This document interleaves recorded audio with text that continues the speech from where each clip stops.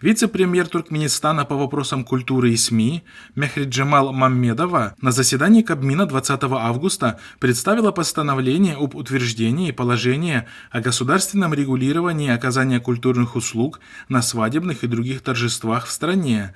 Об этом сообщает Туркменское госинформагентство ТДХ. В отдельной публикации ТДХ пишет, что документ разработан в целях сохранения уникальности многовековой национальной культуры и искусства, традиций и обычаев, государственного регулирования оказания в Туркменистане культурных услуг на свадебных и других торжествах певцами, музыкантами, танцорами, ведущими и иными работниками искусств и творческими коллективами, надлежащего контроля над качественным выполнением этих услуг. Президент Гурбангулы Бердымухамедов подписал документ и отметил важность совершенствования работы по оказанию туркменистанцам качественных услуг и расширению их спектра согласно современным требованиям, пишет Хроника Туркменистана.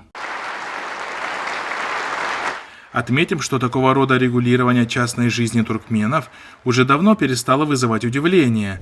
Так, например, в январе 2018 года туркменам запретили ездить на автомобилях черного цвета, а уже в мае того же года их обязали пользоваться автомобилями исключительно белого цвета. В феврале же 2020 года сотрудникам госучреждений и предприятий Лепапского вилаята старше 40 лет запретили красить волосы в черный цвет.